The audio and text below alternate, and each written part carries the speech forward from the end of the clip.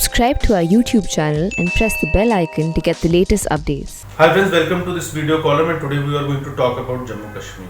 On June 24th, a crucial meeting was held in New Delhi regarding Jammu and Kashmir. 14 leaders from various political parties from Jammu and Kashmir participated in that.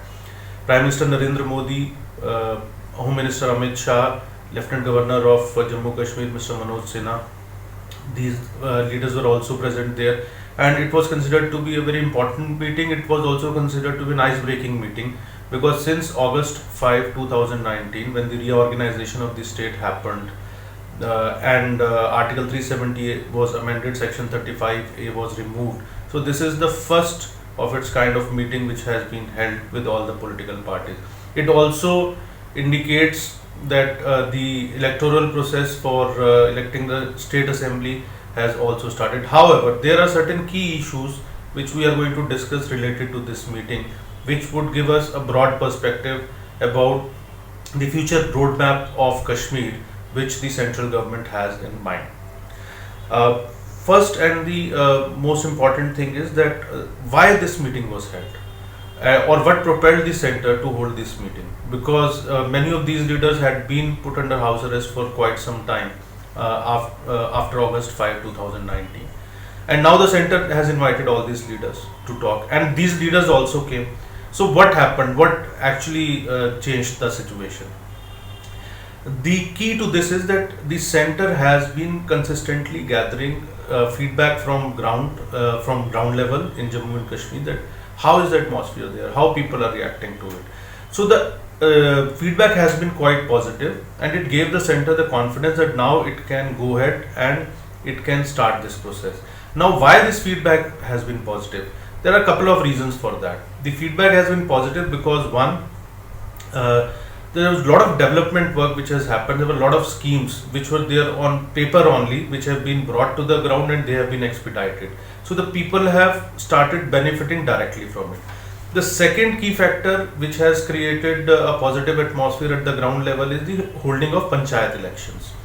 The panchayat in the recent times, Jammu Kashmir didn't had that kind of a panchayati raj system, and for the first time you can say that the elections were held without any irregularities, without any fear, and 51.7% voting happened. Around 3,400 duly elected panchayats are there all now.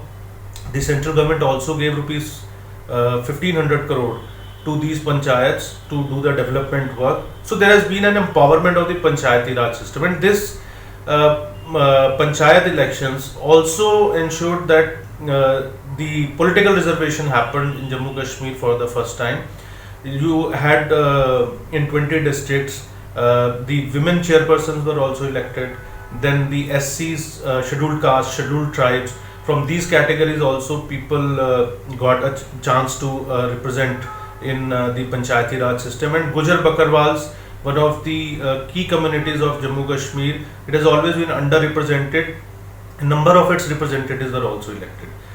The third reason is that the new domicile policy which the center implemented. Because of the new domicile policy, a large number of people, lakhs of people who had not got their right of permanent residence in the state, and hence they were discriminated, there was kind of a discrimination against them, they got this right. So that included a large number of women, extremely backward castes, such as especially the Valmiki community.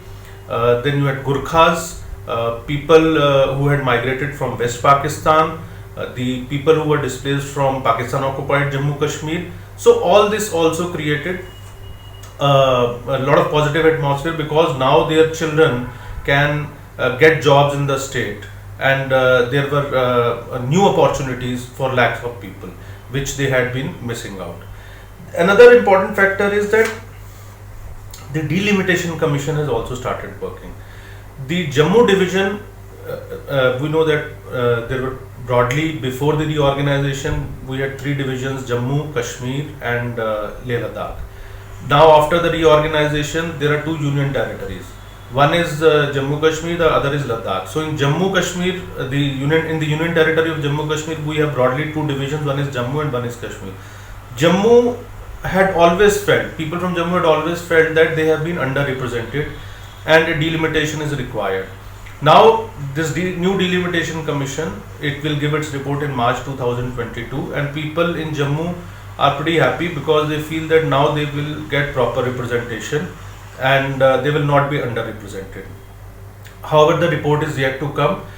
Another important thing which has happened because of this meeting is that the delimitation commission, earlier the opposition parties, they were against this delimitation commission, but there are indications now that they are also going to support the delimitation process. So as far as elections in Jammu and Kashmir are to be held, if we take up that issue, so the delimitation commission has to give its report by March 2022. The elections can only be held after that. And after the elections will be held, the center is going to kind of observe what kind of government comes there and what is the ground level situation, what is the overall situation, and then it is going to take a call on the full statehood.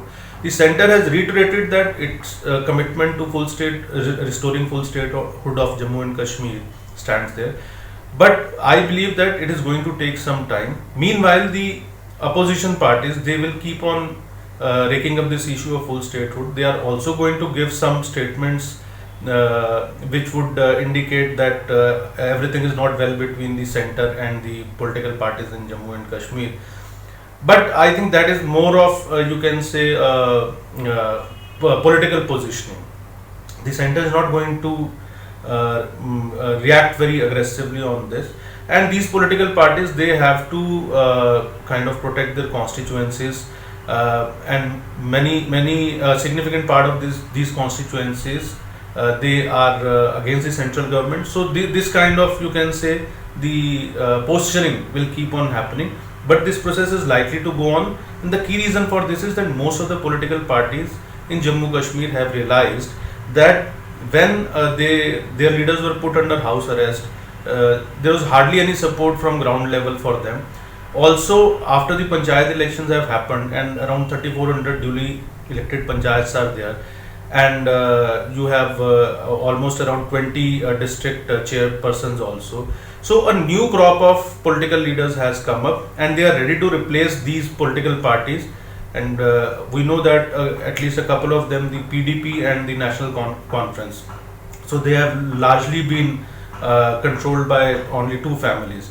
So these political parties know that the space for them is very limited now and the time is very short, so they would continue to engage with the center while they will keep on the while they will keep on this posturing also, and this is how the roadmap is going to unfold. Meanwhile, the center is going to further expedite the development work at the ground level in Jammu Kashmir. So one more thing which needs to be pointed out: the Lieutenant Governor of Jammu Kashmir, Manoj Sinha, he has played a very important and crucial role in this. So I think whether if Mr. Manoj Sinha stays there for a longer time, probably that would help this process to go on more smoothly. And that's it for now. We will soon be back with our next video. Please do share your feedback. Thank you very much.